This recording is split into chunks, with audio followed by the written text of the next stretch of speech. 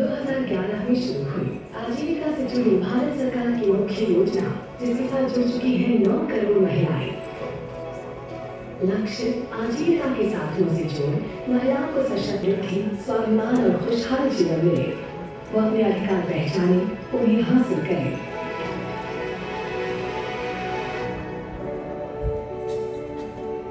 त्रिपुरा में राजलक्ष्मी बनिक घर घर घूमकर कपड़े और कॉस्मेटिक बेचती है। सहयोग ले सकती है। समूह की शक्ति को हर महिला पहचान रही है। महिलाएं ही महिलाओं को गरीबी के चक्र से निकाल सकती हैं। इसी सोच के साथ 30 साल पहले आंध्र प्रदेश की जमीन पर शुरू हुए उच्च स्तरीय संगठन स्वयं सहायता समूह मिलकर बनाते हैं ग्राम संगठन। ग्राम संगठन मिलकर बनाते हैं cluster level foundation. Andhra Pradesh की महिला सदस्यों के अनुभवों से सीखते हुए दीनदयाल अंत्योदय योजना राष्ट्रीय ग्रामीण आजीविका मिशन ने SHGs के उच्च स्तरीय संगठन क्लस्टर लेवल फेडरेशन को दूसरे राज्यों में फैलाया, ताकि ये परिवर्तन की सहायक प्रणाली बन जाए। एक CLF लेडर होने के नाते मुझे गर्व है कि हम बहुत महिला तक पहुंच सकते हैं। अब कोई महिला अकेली नहीं है। दीनदयाल अंत्योदय योजना राष्ट्रीय ग्रामीण आजीविका मिशन के तहत स्व सहायता समूहों को बैंक द्वारा 6,54,000 करोड़ के ऋण उपलब्ध कराए गए।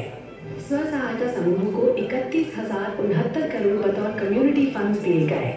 2 करोड़ 82 लाख कृषक महिलाओं को कृषि आधारित आजीविका के लिए प्रशिक्षण दिया गया। 1,33,000 उत्पादक समूह बनवाए गए। आजादी का अमृत महोत्सव समावेशी विकास के अंतर्गत 18 अप्रैल से 30 जून 2023 संगठन से समृद्धि अभियान, जो महिलाएं छूट गए, अन्य विभागों एवं संस्थाओं के स्व सहायता समूह और प्रधानमंत्री आवास योजना ग्रामीण के लाभार्थी भी राष्ट्रीय ग्रामीण आजीविका मिशन के साथ जुड़े, ताकि साल 2023-24 में स्व सहायता समूह आंदोलन की छाया तले 10 करोड़ महिलाओं को लाने का मिशन पूरा हो। वो आस्था एसएचजी की अध्यक्षा है। 10 वर्ष की आयु में उनका विवाह हो गया। घर से बाहर जाने की अनुमति नहीं मिली। ये सफल कैसे हुई? आइए सुनते हैं इन्हीं की जुबानी। मैं 25 तारीख को प्रणाम करती हूँ। नमस्ते। मेरा नाम कंचन देवी 2004 में हुआ था, जिस समय मैं 16 वर्ष की थी और 10वीं में पढ़ रही थी। मेरे आर्थिक स्थिति कमजोर होने के कारण मेरा शादी हो गया, और जब मैं शादी करके ससुराल आई तो यहाँ की भी आर्थिक स्थिति सही नहीं था। यहाँ का भी आर्थिक स्थिति सही नहीं होने का कारण था, मेरा ससुराल गंगा किनारे पड़ता है, जो कि यहाँ के किसान एक ही फसल कर पाते हैं। मेरे हस्बैंड बर्धमान में नौकरी करते थे 5-6 हज़ार की महीना, उसी से मेरा घर चलता था। उसके बाद फिर जब एक दिन यही सब बातें मैंने आंगनबाड़ी वाली सेविका दीदी से शेयर करी, तब दीदी ने हमको समूह में जुड़ने की सलाह दी। तब मैं 2014 में CM दीदी के द्वारा मैं समूह में जुड़ गई। समूह में जुड़ी तो खाता खुलवाने के लिए हमको घर से बाहर नहीं जाने दे रहे थे। कोई बोल रहे थे ये औरत खाता खुलवा के क्या करेगी, कहाँ से पैसा लाएगी, कहाँ जमा करेगी। तब मैं एक दिन किसी काम से बाजार जा रही थी तो मैं खाता खुलवा ली। खाता खुलवाने के कुछ दिन बाद मेरा बेटा बीमार पड़ गया, जिसको इलाज के लिए पैसा की जरूरत पड़ा। तब मेरे ससुर ने किसी के पास गए पैसा लाने के लिए, तो उसने 10,000 रुपया दिया, जिससे कि इलाज नहीं हो पाया और पैसा का जरूरत पड़ा। तब मैंने समूह की दीदी से बात करके 20,000 रुपया ऋण लिया, और वही रुपया मैं अपने ससुर के हाथ में देकर के बोली, लीजिए आप इलाज करवाइए। उनको बड़ा आश्चर्य हुआ और बोली, औरत भी 20,000 रुपया कहीं से ला सकती है? हम तो सोचते नहीं कुछ कर सकती है। तब उसके बाद से हमको समूह में जाने की अनुमति देने लगे। फिर ग्राम संगठन बना 2/5/2016 में। फिर मैं ग्राम संगठन में जब जाने लगी तो वहाँ से 50,000 रुपया ऋण के रूप में लाई, और उससे मैं एक गाय खरीदी तो मेरा घर का आमदनी बढ़ गया। उससे मैं घर चलाने लगी, और जो मेरे हस्बैंड भेजते थे उससे मैं घर बनाने की और उसके बाद संकुल संघ जुड़े। संकुल संघ में हमारे 8315 दीदी जुड़ी हुई है, जिसमें 4370 दीदी खेती करती है और 2234 दीदी पशुपालन करती है। 1203 दीदी के पास दुकान है, और हमने समूह में दिव्यांग दीदी को भी जोड़े हैं, और उस दीदी को भी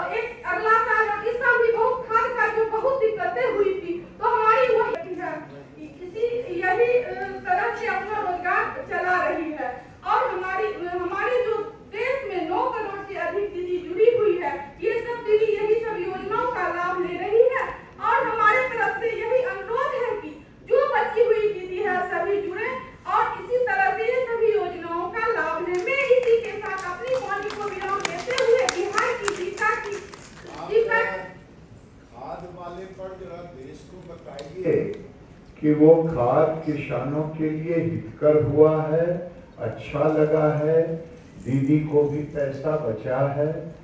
क्या हुआ है खाद में जैसे नहीं मिलता, इसमें तो बहुत सारी फायदा हुई है। एक फायदा तो ये है जो कि हमारे जो नहीं खाद मिल रहे थे उस समय ये खाद बहुत जरूरतमंद हुआ है और इसमें रसायन का मात्रा भी कम होता है और उसके बाद ये कम मात्रा में बनता है, जो कि गोबर हमारे फेंका जाता है। अगर कम गाँव में उतना हम लोग इसका वैल्यू नहीं देते हैं। बहुत होता है तो जो बड़ा बड़ा किसान है उसको लेके अपना खेत में डालते नहीं तो अधिकतर लगता है बर्बाद ही हो जाता है। और जब खाद बन जाती है तो खाद में इसका मात्रा कम, खर्चा भी कम लगता है। जैसे कि उसको 50% गोबर, 50% राख और उसके बाद 10% यूरिया, ये सब मिला के कम लागत में ये खाद बनके बहुत अच्छी खाद तैयार हो जाती है और सभी किसान के लिए बहुत और सभी के लिए ये फायदेमंद है। इनका समूह में शामिल होने के बाद आर्थिक लाभ तो हुआ ही है, आत्मविश्वास बढ़ा है और आप जानकर हैरान होंगे 20 लाख की राशि के सैनिटरी नैपकिन उद्यम आज इन्होंने शुरू किया है। जोरदार तालियों के बीच आमंत्रित कीजिए ज्योति शिंदे, लातूर महाराष्ट्र से। लातूर महाराष्ट्र जगदम्बा स्वयं सहायता समूह की मैं अध्यक्ष हूँ, मैत्री ग्राम संघ की मैं अध्यक्ष हूँ और समृद्धि परिवार संघ की भी मैं अध्यक्ष हूँ। 2014 से पहले मैं बहुत कुछ थी, लेकिन मैं बता नहीं सकती थी कि मैं क्या हूँ। लेकिन जब मैं समूह में आई तब मेरा नजरिया बदला, मेरी जिंदगी बदली। 2014 से पहले मैं खेत में काम करती थी, तब मेरी परिस्थिति कुछ अलग ही थी। खेत में काम करते वक्त जो मुझे लगता था कि मैं खेत में काम करने के लिए नहीं बनी हूँ। मुझे बहुत नॉलेज है, लेकिन मेरी शादी बहुत जल्दी हो गई।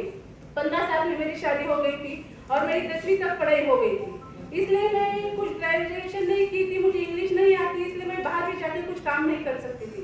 लेकिन मुझे लग रहा था कि जब मैं संगठन में जाऊंगी तो कुछ ना कुछ अलग कर सकती हूँ, ये मेरा आत्मविश्वास था।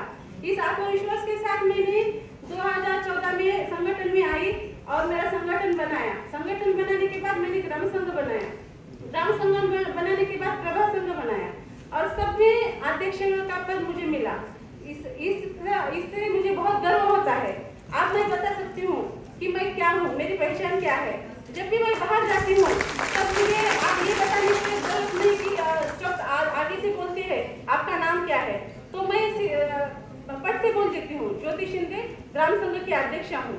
पहले मैं मेरे 3 बच्चे हैं, उसको भी संभालती थी, घर संभालती थी, सब परिवार को संभालती थी, लेकिन मेरी पहचान नहीं थी। लेकिन 2017 में मैंने ठान लिया कि मैं तो घर से बाहर निकली, मैं तो सब काम कर रही हूँ, मैं साड़ियाँ भी बेचती थी, उससे मेरा घर भी चल रहा है। लेकिन जो मेरी बाकी दीदियाँ जो है ना, उनको भी मुझे साथ लेके बाहर जाना था। मेरा गांव 12 से लोक संख्या का गांव है, इसलिए बहुत विकसित नहीं है। लेकिन मुझे मेरी 40 दीदियाँ जो थी ना, उनको लेके कुछ तो अलग करना था। अलग तो सब करना है, लेकिन जब साड़ी बेचती थी तो ये तो सब करते हैं, लेकिन जो हमें दिक्कत थी, जो हमें नहीं मिलता था वहाँ ग्रामीण भाग में, ऐसा सैनिटरी नैपकिन का हमें बहुत परेशानी होती थी। जो हमारे आरोग्य के लिए कितना महत्व है और हमारे आगे की लड़कियों के लिए भी उसका कितना महत्व है, ये हमें मालूम था। लेकिन हमारे पास नॉलेज भी नहीं था, पैसा भी नहीं था और हम ये बना भी नहीं सकते थे। लेकिन मुझे आपसे कब चलाओगी, तो मैंने उन्हें बोला मैं पल्लू भी लोगी और यूनिट भी चलाऊंगी। जब हमारे सलवार थाम दे, ये कर सकती है। उनको मैंने बोला, नाम भी मैंने लिखवाया, फॉर्म भी भरा। 6 महीने की ट्रेनिंग ले ली। ट्रेनिंग लेने के बाद और हमारा मुश्किल दौर चल रहा था, लेकिन हमारे पास पैसा नहीं था। लेकिन हम रुके नहीं, हमारे संगठन से हमने कर्जा ले लिया 2 लाख का। और उस वक्त ये कहीं महाराष्ट्र की वो भी प्रोग्राम चल रहा था, उसमें भी हमारा बख्शिश मिला 2 लाख का। वो मिला के मेरे पास जो पैसा था, जो मेरे पास गोल्ड था, वो मैंने सब बिक दिया और मेरे भाई ने भी मुझे मदद किया और मैंने यूनिट शुरू किया। यूनिट शुरू करने के बाद और नई शुरुआत हुई संघर्ष की, क्योंकि सब ब्रांड वाले सैनिटरी नैपकिन थे बाजार में। उस ब्रांड के हिसाब से मैं कुछ भी नहीं थी। जब देखो टीवी पे ये ब्रांड वो ब्रांड चल रहा था, हमारे पास इतना पैसा नहीं था कि हम टीवी पर बजाए, ब्रांड दिखाए, ऐसा कुछ भी नहीं था। लेकिन हमने भी ठान लिया और मेरी जो 40 दीदियां है उन्होंने भी ठान लिया था। हमने जब 6 महीने की ट्रेनिंग ले ली है तो आप यूनिट शुरू कर रहे तो आप रुकना नहीं। इस दौर से हम गाँव तो गाँव गए, दौर से रोड गए और सब दीदियों को इकट्ठा करते थे। हमारे पास संगठन था, संगठन की मैं अध्यक्ष है, इसलिए मुझे सब दीदियों को एक साथ बुलाने में कोई दिक्कत नहीं आती थी। जब मैं बोलती थी दीदी मैं तुम्हारे, जब उस सीआरपी ताई से बोलती थी ना दीदी मैं तुम्हारे गांव आ रही हूँ, तब पहले से ही वो मंच रेडी रहता था। यही एक पॉइंट मुझे बहुत अच्छा लगता था जहाँ भी मैं जाती थी। फिर मैं वो जाके डेमो करके दिखाती थी, जो बाहर वाले पैड है, सेंटी नैपकिन है, वो कैसे है और हमने तुम्हारे लिए क्या बनाया है। और ये बताते वक्त तो मैं उनको ये भी बताती थी कि ये शर्माने वाली कोई बात नहीं है। पहले तो उनका इतना नजरिया अलग था कि वो देखने को भी शर्माती थी, लेकिन मैंने सबको ऐसा बताया कि ये हमारे लिए बहुत जरूरी है। सैनिटरी नैपकिन यूज करने से हमसे इन्फेक्शन नहीं होगा, जो हमारे सेहत के लिए जरूरी है वो पहले देखना। ये बात बोल के डेमो करके दिखाते थे। भारी था हमारे लिए, तो बहुत भारी आ गया, लेकिन उस वक्त भी हमने रुका नहीं। उस वक्त भी जो नियम थे वो सब नियम का पालन करके हमने शुरू ही कर देते रखा था। एक समय तो मैं गाँव गई थी मेरे 4 दीदियों को लेके, तो उस टाइम मुझे इतना ये अनुभव आया, मैं बाहर से आवाज लगाई कोई है क्या दीदी अंदर, तो उनको लगा कि कुछ तो मांगने के लिए कोई तो आए हैं। उन्होंने एक रोटी और चटनी लेके बाहर आ गई और हमें दिया, तो सब दीदियों को इतना बुरा लगा कि उन्होंने बोला हमने इतने पैसे खर्च किए, सैनिटरी नैपकिन इन्हीं के लिए बनाई जो हमें ग्रामीण पार्टी में उपलब्ध नहीं होते थे, इसके ये विचार करके हमने बनाए और हम क्या मैडम हम क्या देख रहे हैं। लेकिन मैंने बोला कुछ बात नहीं, ये रोटी खाएंगे और अगला राउंड ज्यादा करेंगे। इसको घर चलाती है, लेकिन इसका भी सपोर्ट हो गया। इसी तरह सभी दीदियों को मेरा यही कहना है, आप जब ठान लेती है ना, मैं भी कभी घर से बाहर नहीं गई थी, लातूर तक नहीं आई थी मैं अकेले, तो आज मैं दिल्ली आ गई, इससे मुझे बहुत गर्व महसूस होता है। ऊपर जो दिखाई है वो सब करके दिखाए, यही मुझे सबको कहना है। धन्यवाद। जय महाराष्ट्र। रुके न तू, थके न तू, झुके न तू, थमे न तू, सदा चले थके न तू, अग्नि सी धधक धधक रहे, हिरण सी सजग रहे, सिंह ही दहाड़ कर, शंख की पुकार पर चलती रहे ये भारत की नारी शक्ति। और अब मैं सम्मान आमंत्रित करना चाहूंगी अगर सचिव आर्यन आदरणीय श्री चरण। मंचासीन अतिथि माननीय केंद्रीय मंत्री ग्रामीण विकास एवं पंचायती राज श्री गिरिराज सिंह जी, माननीय सचिव महोदय श्री शैलेश कुमार सिंह जी और सम्माननीय संयुक्त सचिव स्मृति शरण जी और मेरे सभी साथीगण, ग्रामीण विकास मंत्रालय से दूसरे मंत्रालयों से आए हुए साथीगण, विभिन्न राज्यों के आजीविका मिशन से आए हुए सहकर्मी, मीडिया, सह सहायता समूह के सदस्य जो यहाँ आज फिजिकली उपस्थित हैं या वर्चुअली पूरे देश से जुड़े हुए हैं, मैं आप सभी का बहुत बहुत कैसे कि अभिनंदन करता हूँ। आप सभी लोग जो है सैल्यूट के अधिकारी हैं कि आप लोगों ने इतना काम किया है एनआरएलएम में कि हमारी माननीय वित्त मंत्री ने भारत में नहीं विदेश में यूएसए में जाके एनआरएलएम की प्रशंसा करी है। ये कुछ ही इसके बारे में पूरी प्रशंसा उन्होंने करी है। यहाँ तक कि बजट अनाउंसमेंट में भी एनआरएलएम के बारे में विशेष रूप से उल्लेख किया गया है। ये सभी आप लोगों का योगदान है, चाहे वो ऊपर कोई एनआरएलएम का हो, एसआरएलएम का हो, ब्लॉक का हो, चाहे कोई गांव की सीआरपी हो, डीसी हो। अगर आप लोगों ने इतनी मेहनत नहीं की होती तो आज हम यहाँ खड़े होकर ये प्रोग्राम नहीं कर रहे। सभी को भगवान में देखो कि साधुवाद है जो आप लोगों ने इतनी मेहनत करी है। मैं कुछ आंकड़े दूंगा। मेरा मानना है कि आंकड़े सही तस्वीर पेश नहीं करते, लेकिन तब भी कुछ आंकड़े बताने जरूरी रहते हैं ताकि लोगों को पता चले कि एनआरएलएम ने क्या क्या किया है।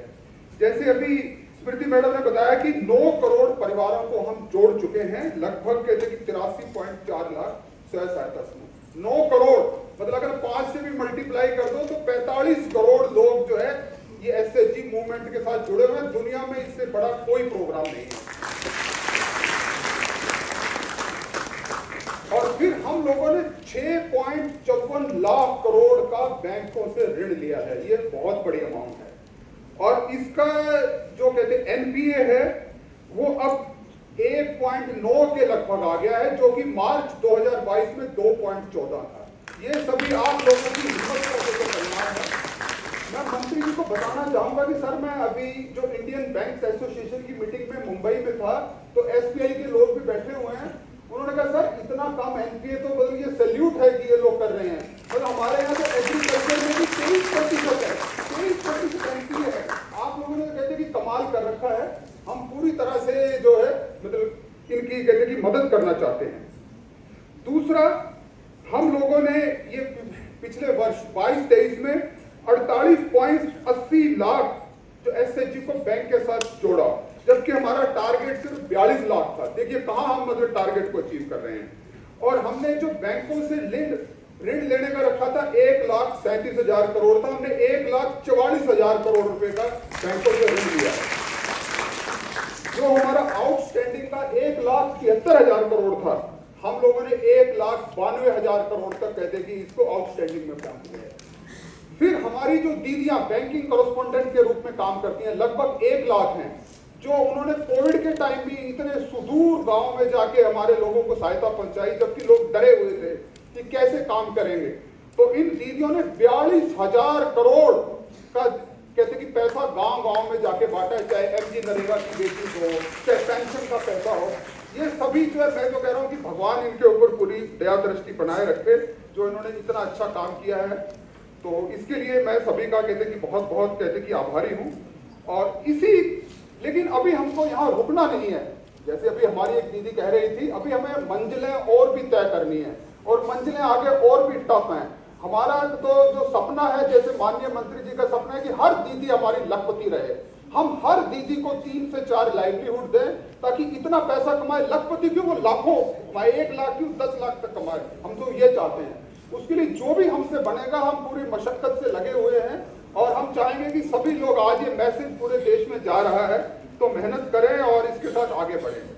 और इसमें क्या है कि अब हमें जो आज जो हमने मिशन कहते कि लॉन्च कर रहे हैं, इसका नाम मुझे को बड़ा अच्छा लगा, संगठन से समृद्धि।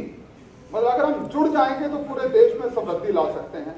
And living no rural women behind, मतलब कोई भी गरीब ग्रामीण महिला छूटनी नहीं चाहिए।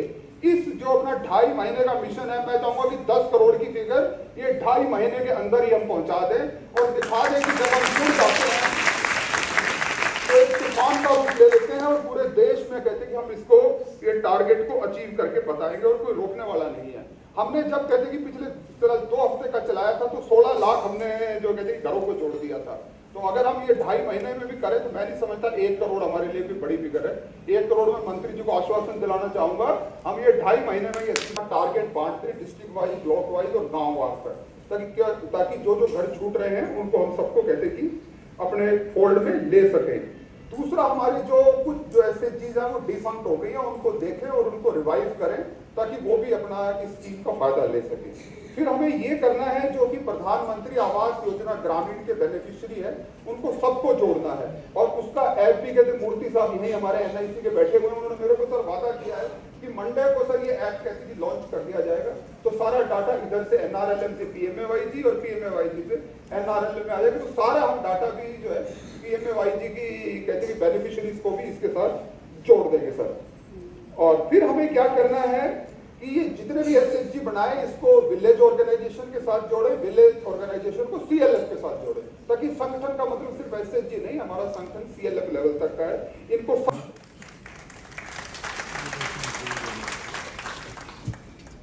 आज इस कार्यक्रम को आयोजित करने का एक विशेष उद्देश्य है, एक खास मकसद है। वो ये है कि जैसा कि बताया गया, हम लोग यह संकल्प लें कि अगले कुछ महीनों में हम लोग 10 करोड़ दीदियों को स्वयं सहायता समूहों से जोड़ेंगे। का अभिनंदन करता हूं जिनके मार्गदर्शन में यह अभियान शुरू किया जा रहा है। इस अभियान का उद्घाटन एक लक्ष्य और एक पहल पर आधारित है, जो समाज के कल्याण और सामाजिक प्रगति की दिशा में काम करने में मील का पत्थर साबित होगा। यह संगठन से समृद्धि अभियान विशेष रूप से इसलिए महत्वपूर्ण है क्योंकि इसका उद्देश्य अधिकार विहीन और वंचित समूहों और समुदायों पर विशेष ध्यान देना है।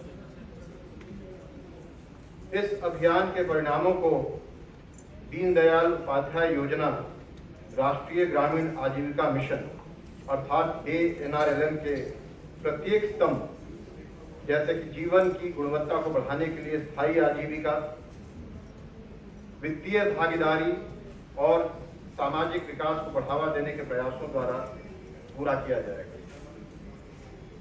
हमने अपने स्वयं सहायता समूहों की क्षमता देखी है। अभी चरणजीत सिंह जी ने माननीय वित्त मंत्री महोदया का उल्लेख किया जो उन्होंने बताया वहां अमेरिका में उन्होंने इतने सशक्त तरीके से बताया कितना सशक्त काम हमारी दीदियों ने किया कोरोना महामारी के समय में। आरडी के फोटोग्राफर बैठे अन्य भी उदाहरण दिए। आर्थिक रूप से सक्षम ये महिलाएं युवा पीढ़ी और अपने पूरे गांव के लिए आदर्श बन गई। ये न केवल अपने परिवार को फोटो जितनी भी भेजो ना बल्कि पूरे देश को और भेजने तो अपने योगदान से प्रगति के पथ पर आगे ले जाने में सबसे आगे।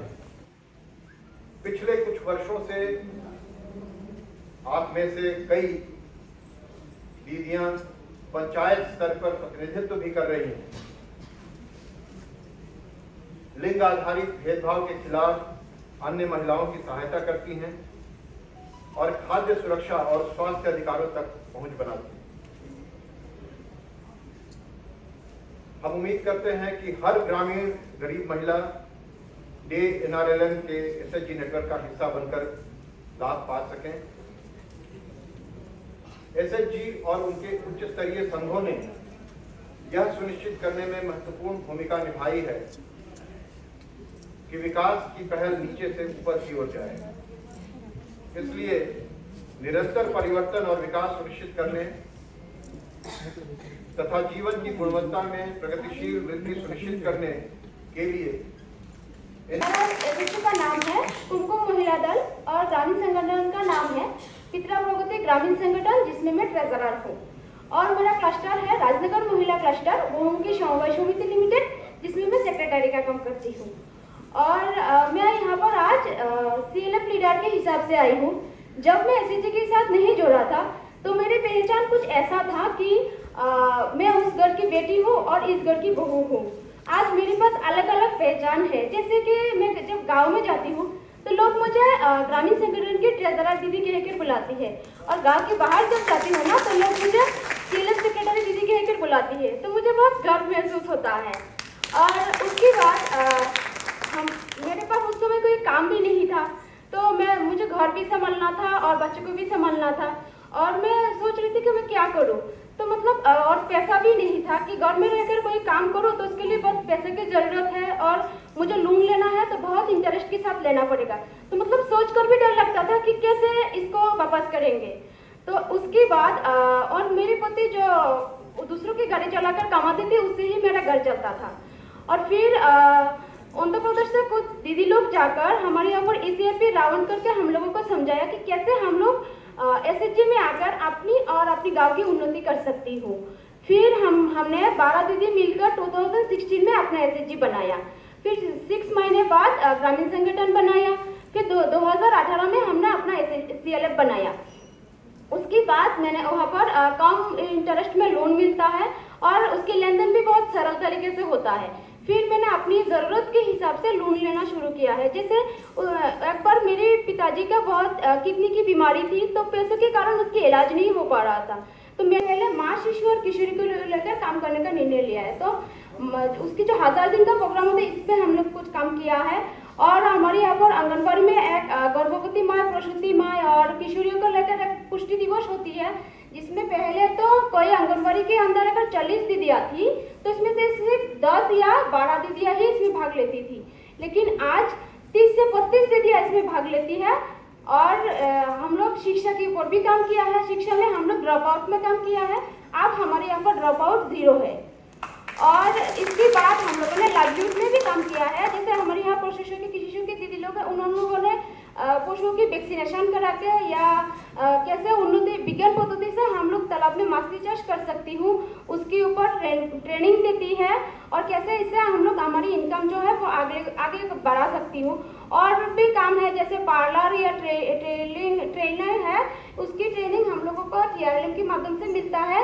और फिर CIF या बैंक शाखा की मदद से बैंक लोन लेकर कोई दीदी ने खुद की दुकान खोली हुई है और हमारे यहाँ पर एक ट्रेलर यूनिट भी है ना, लाभ उठाए। अभी फॉर्म भरा मैंने 2 साल का मैंने पास किया। हाँ, तो इसी तरह मैंने चलते रहा। तो एक दिन फिर मैंने सोचा कि अगर सभी लोग आजकल योजना बनाते हैं, सभी प्लानिंग बनाते हैं, तो सिस्टम कंप्यूटर में बनाते हैं, तो मैं क्यों नहीं सीख सकती। ऐसा सोचकर मैंने 2 महीना PGDCA कोर्स किया, कंप्यूटर का कोर्स। लेकिन वो भी मुझे काम आया। कोरोना काल में मुझे ऑनलाइन का प्रशिक्षण देने का भी मौका मिला। तब मैंने खुद अपना PPT बनाकर मैंने सारे राज्यों के आदर्श ब्लॉक संगठन क्लस्टर के लिए मैंने काम की। तो बहुत सौभाग्य है कि मेरा 20 साल है मेरा समूह शुरुआत होकर, 20 साल से मेरा समूह से मेरा पहचान बढ़ते रहा, जो हर जरूरत को मेरा समूह पूरा करते रही और हर जगह की पहचान मेरे समूह के द्वारा बनते रहे। और मैं यहाँ की जो बोल रही हूँ, ये कहानी एक शोभा का नहीं है कि हमारा DNRLM के तहत जो समूह में जुड़े हैं 9 करोड़ की महिलाओं के अलग अलग सफल की कहानी है। ये कहानी सभी को प्रेरित करता है। और एक दिन आज हम लोगों को देखकर बहुत इतना बड़ा मंच पे बैठ के खड़े होकर बात करने के लिए कल तक मैं डरती थी और पसीना आता था, लेकिन आज मुझे कोई टेंशन नहीं था। आज हमारा भारत की आजादी के लिए अपनी भारत की आजादी के लिए बहुत सारा आंदोलन चल रहा था। उसी तरह हमारा गरीबी का उन्मूलन, महिला के विकास के लिए जो आंदोलन चल रहा है वो समूह का समृद्धि है। जो मेरी तरह जो दीदी है कि जो हम अपनी गरीबी से बाहर आए हैं और यहाँ तक नहीं रोकना है, जो हमारी मार्ग जो बाकी महिलाओं को दिखना चाहिए, हम दिखाना चाहिए, हम समझाना चाहिए, सिर्फ ये हमसे ही हो सकता है।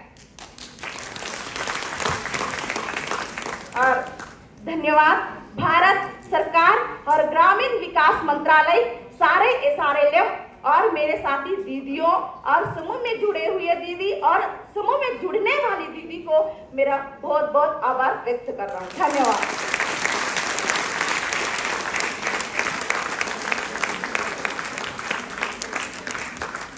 बहुत बहुत धन्यवाद दीदी। दुष्यंत कुमार त्यागी जी की पंक्तियां हैं, कौन कहता है कि आसमान में सुराग नहीं होता, एक पत्थर तो तबीयत से उछालो यारो। उसी का एक हमने नमूना अभी देखा। बहुत बहुत धन्यवाद। माननीय, आज के इस अवसर पर मंत्रालय ने विशेष रूप से एक कॉम्पेंडियम को प्रकाशित किया है। 75 संकुल संगठनों CLF के सफल प्रयासों का ये सार संग्रह है। माननीय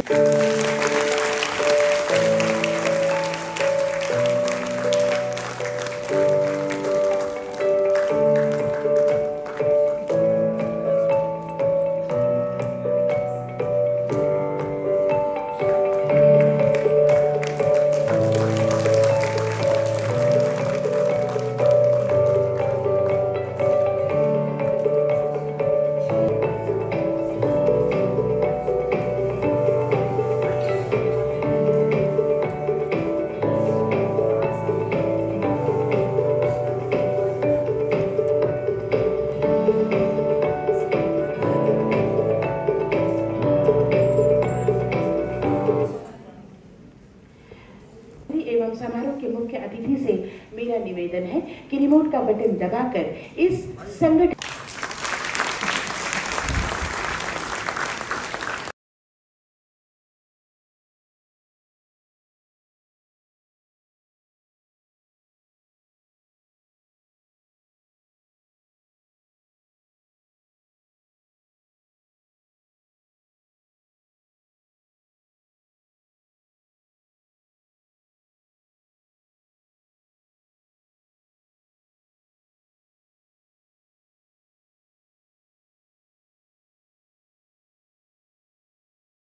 ऊंचाइयों को छू रहा है। आज के इस अवसर पर आप हमारे बीच मुख्य अतिथि के रूप में हैं। मैं आपसे निवेदन करना चाहूंगी कि अपने आशीर्वचनों से हमें अनुग्रहित करें। अब इतनी अच्छी बातों के बाद मेरे मन उम्मीदों से भर गया है।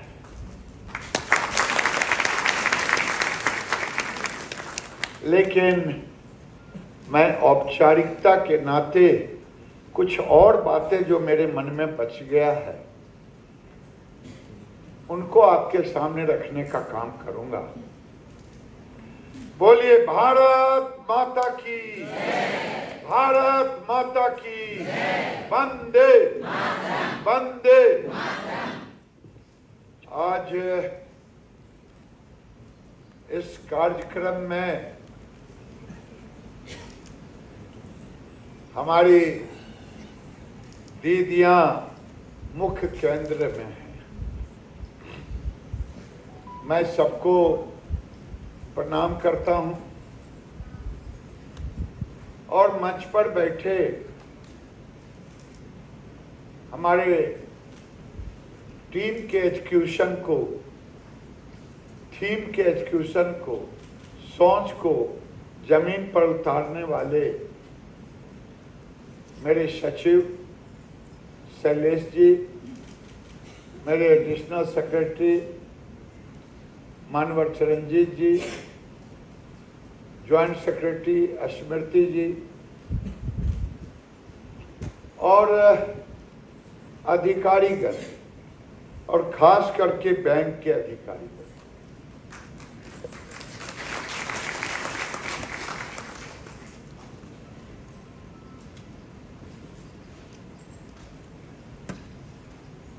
ये सफर जब चाहे शोभा जी बोलें, चाहे ज्योति बोलें, चाहे किरण जी बोलें, चाहे त्रिपुरा की हमारी बहन बोलें,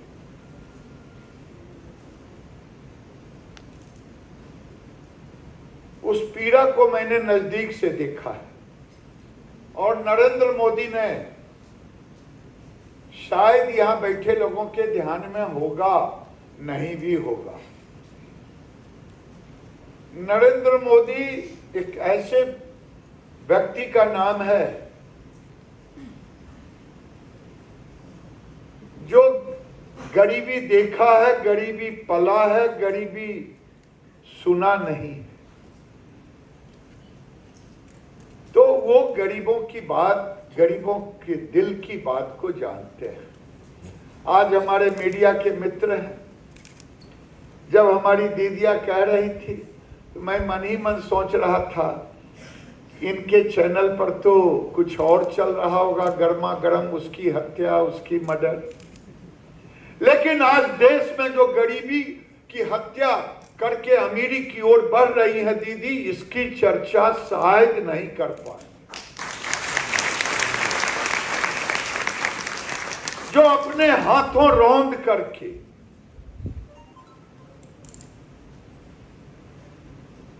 ये पीड़ा जो इस क्षेत्र में काम करते हैं उनके मन में होगा। मीडिया का एजेंडा होता है, मीडिया के मित्र भी इस गरीबी को जानते हैं, लेकिन उनकी मजबूरी होती है, वो शोभा की कहानी को हाईलाइट नहीं करेंगे, आज का मीडिया का ट्रोल नहीं करेगा, किरण का नहीं करेगा। जब मोदी जी आए थे 2014 में तो केवल 2,35,00,000 दीदियां जुड़ी थी अब तक, तब से अब तक 14 तक। लेकिन मोदी जी ने ये मान लिया कि देश में 19 से 20 करोड़ घर ग्रामीण है। ये 20 करोड़ घरों में से हम, मोदी जी ने पहले एक लिया कि सोशियो इकोनॉमिक कास्ट सेंसस से लेंगे, 10 करोड़ का टारगेट रखा, लेकिन उस समय केवल 2 करोड़ 34 लाख 35 लाख। और बैंकों से नाबार्ड ने मदद किया, नाबार्ड के 60 करोड़ और 20 करोड़ बैंकों के द्वारा। और आज जब चरणजीत जी बोल रहे थे 6.5 लाख करोड़, 9 करोड़ से ऊपर दे दिया, 10 करोड़ तक का टारगेट, और उससे भी ज्यादा। आज देश का 3 सेक्टर बड़ा सेक्टर है। एक एमएसएमई का सेक्टर है जिसे उद्योग जगत कहते हैं, छोटे,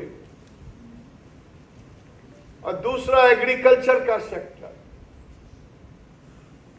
तीसरा सेक्टर हमारी दीदी का सेक्टर है। लेकिन मैं दीदियों को प्रणाम करता हूं, नरेंद्र मोदी को भी प्रणाम करता हूं कि 9.58% एनपीए था 2014 में,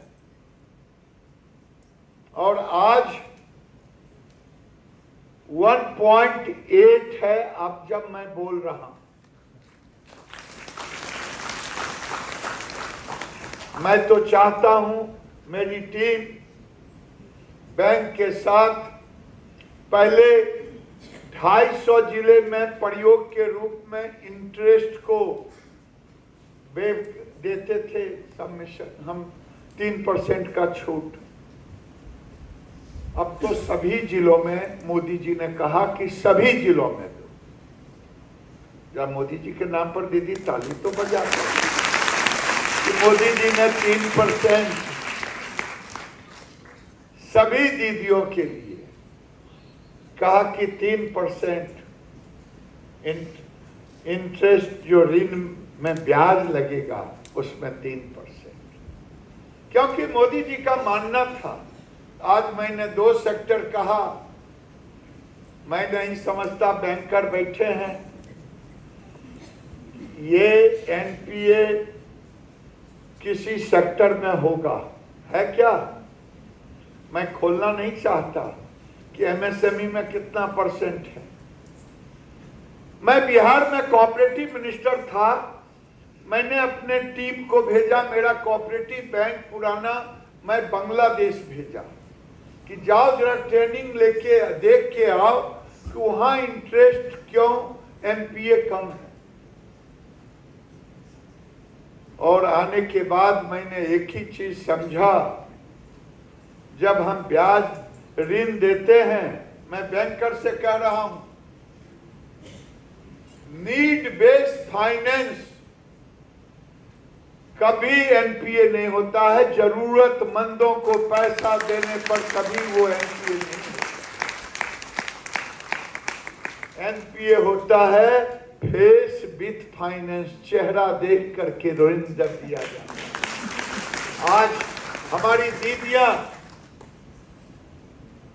9.58 से घट करके, और आज मैं कहूंगा अपने टीम से कि मेरी इच्छा है जो एसएचजी, जो सीएलएफ, जो भीओ, जो भी ऋण लेता हो, अगर उसका एनपीए 1% से नीचे आ जाए तो उसे आप कुछ न कुछ इंसेंटिव देने की योजना बनाएं। क्या भाई शोभा, मिलना चाहिए इंसेंटिव? हाँ, मिलना चाहिए, लेकिन 1% से नीचे होना भी चाहिए। पक्का पक्का। दूसरा मैं कहूंगा कि जो 9 करोड़ दीदियां हैं, इनको हम इंश्योरेंस से कवर करें। अभी पीएम सुरक्षा बीमा में 4 करोड़ से ऊपर है।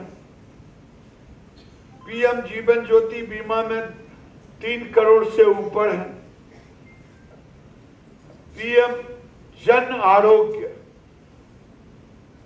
मैं चाहता हूं कि 9 करोड़ और 10 करोड़ होने वाला साथ जब एसएचजी का गठन हो या घर जुटे, ये सब अगर जिन्हें आयुष्मान भारत का कार्ड चाहिए, कार्ड भी हो, बीमा भी हो। और एक निवेदन अब करूंगा, ये जब जून में खत्म हो जाए अभियान, तो पेंशन का स्कीम चलना चाहिए दीदियों के लिए।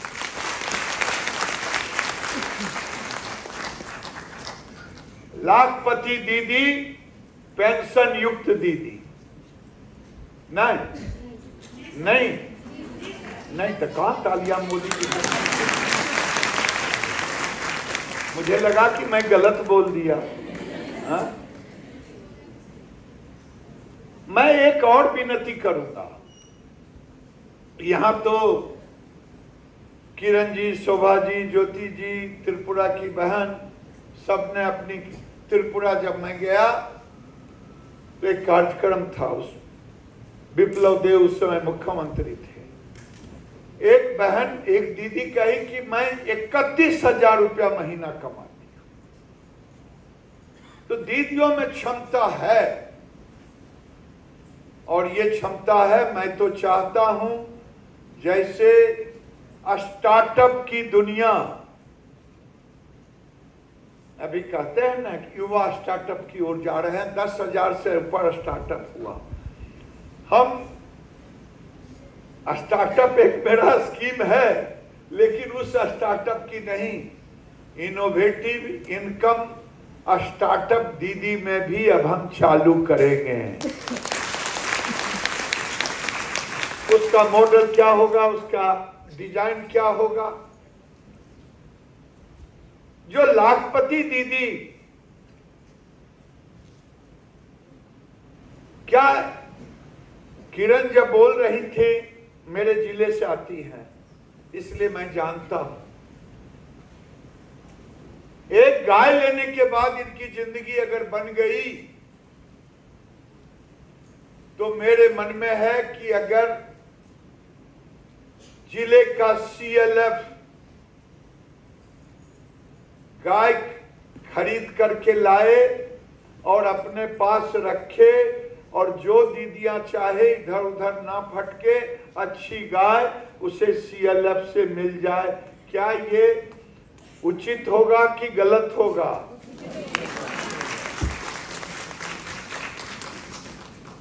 और खेती में मेरे जिले के अंदर लैंडलेस युवा ने दूसरे की जमीन लेकर के सब्जी की खेती और 10 लाख से 20 लाख रुपए तक कमाता। एक नौजवान 10 एकड़ से लेके 15 एकड़ तक जमीन लेता, 16 एकड़, 20 एकड़। वो एक पैच है, मोहनपुर, ये सब।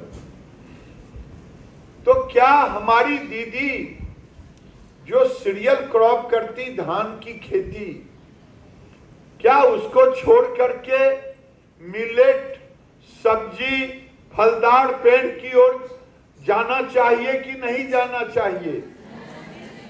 अगर ये दीदी ने संकल्प लिया कि जानवर भी होगा, जिसको सुअर पालना है त्रिपुरा में सुअर पाले, नॉर्थ ईस्ट में सुअर पाले, जहां उसकी क्षमता है, सबसे ज्यादा आमदनी अगर है तो सुअर से, उसके बाद मुर्गी से, उसके बाद बकरी से, तब गाय और भैंस से। मैं ये चाहता हूं कि मेरे पास सब्र नहीं है, मैं 1 साल के अंदर सभी दीदियों को लाखपति दीदी देखना चाहता हूं। ये संभव है कि नहीं? संभव है कि नहीं? संभव है कि नहीं? तो जो दीदियां यहां आई हैं वो सब चैंपियन दीदी हैं। ये चैंपियन का काम है। मैं बड़े गौर से सुन रहा था कि शोभा जब गई बनने के लिए दीदी एसएचजी की मेंबर, वो कहीं कि मेरा तो पूरा है, तुम नया बनाओ, और उन्हें उंगली पकड़। जब सब्जी अधिक खेती होती है तो मंडियों पर उसकी कीमत नहीं होती। सब्जी की खेती कोई करती है दीदी? जरा हाथ उठाना। सब्जी की खेती 1 2 3 4 5 करती है। धान गेहूं की खेती करती है? जरा वो हाथ उठाना। मेरा सबसे प्रार्थना है धान गेहूं वाले से कि वो शिफ्ट करे मिलेट और सब्जी और फलदार पेड़। मैं अपने कॉन्स्टिट्यूएंसी में बेगूसराय में मैं एनआरएलएम का सदस्य बनकर के मैंने डीपीएम को कहा, मैं खाद बनाने की बात जो किरण दीदी कह रही थी, 300 टन 245 दीदियों ने बनाया और अपने खेतों में भी प्रयोग की और 6 रुपये 5 रुपये किलो उनको बचा भी। अब मैं 25,000 टन का बेगूसराय में पूरे सीएलएफ को मॉडल बना करके ग्रीन फर्टिलाइजर बनवाने का काम कर रहा हूं। मैं चाह रहा हूं कि पहले बेगूसराय बन जाए, तभी मैं देश में इसे स्थापित करूं। उसी खाद मैंने जिला के एनआरएलएम के लोगों से कहा कि उन दीदियों को लेके आओ, मैं खाद बनाने के लिए सिखाऊंगा। तो मैंने दीदियों को सिखाने के बाद कहा खेती कौन कौन करती?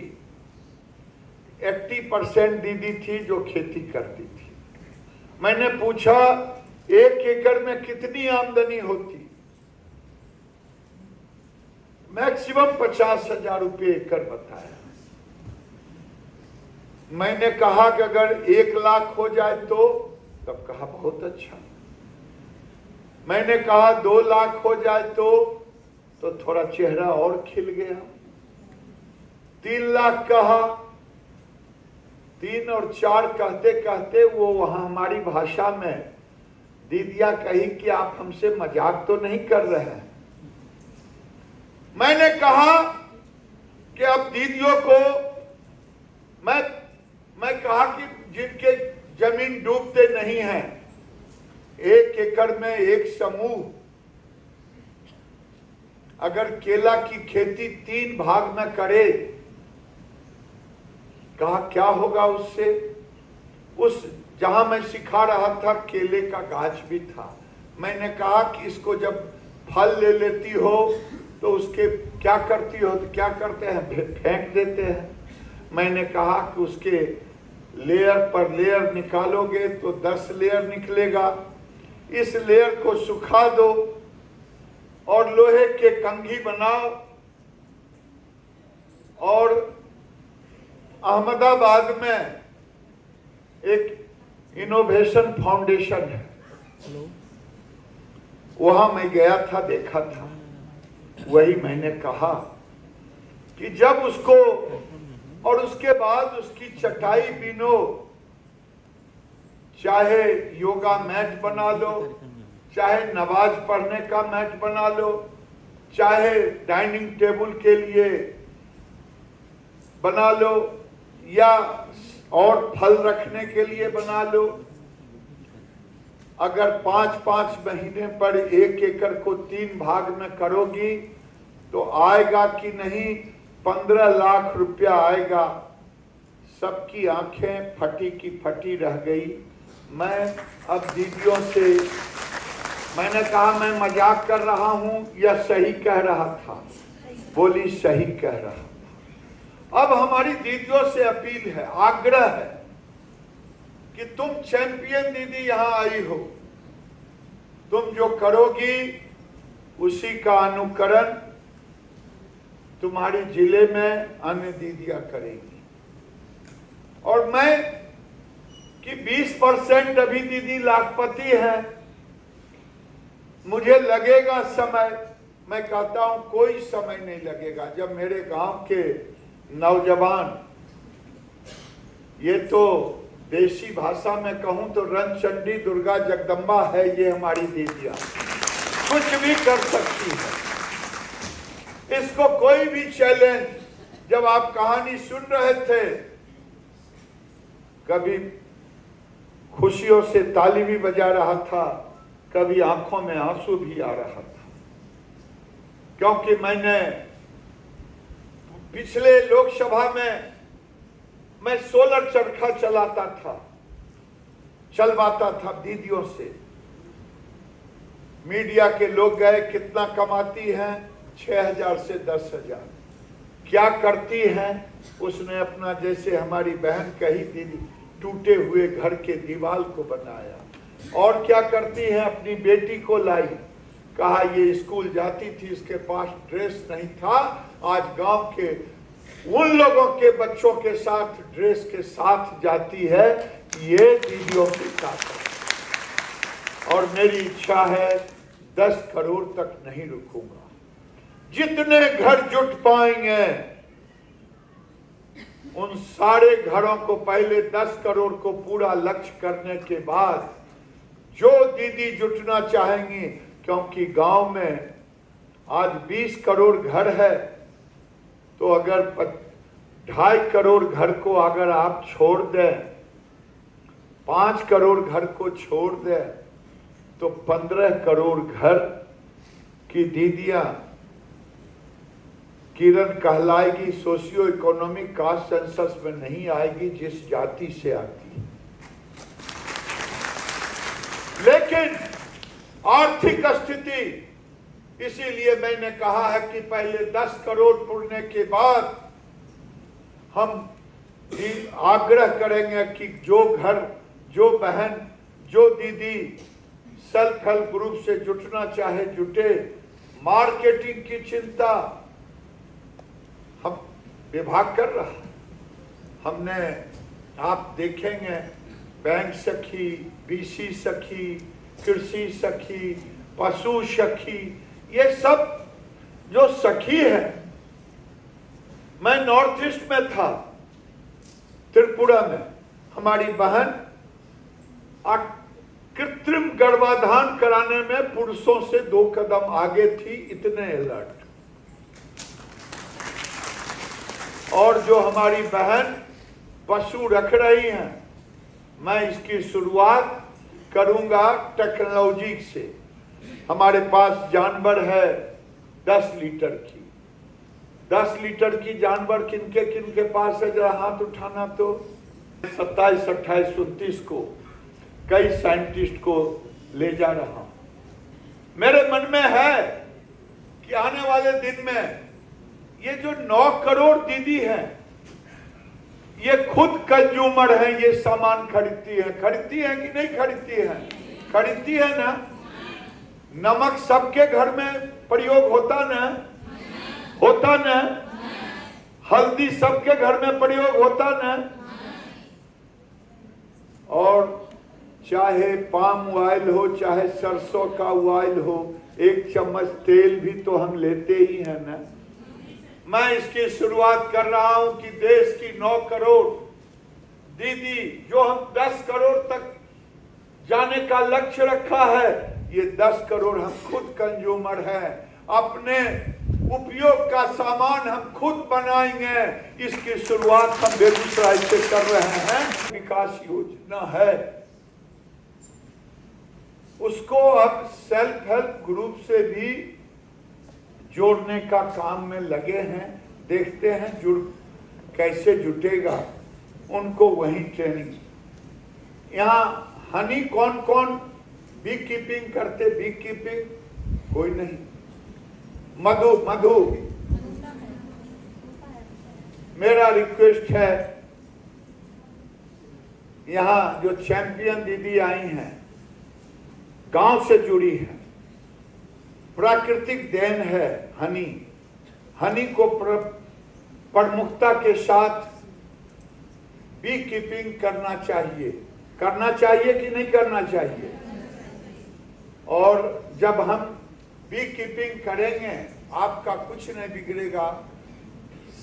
थोड़ा सा सवेरे ध्यान दे देंगे, थोड़ा शाम ध्यान दे देंगे, वो उड़ करके इधर उधर से आपके डब्बे में वो आकर के हनी पैदा कर जाएंगे।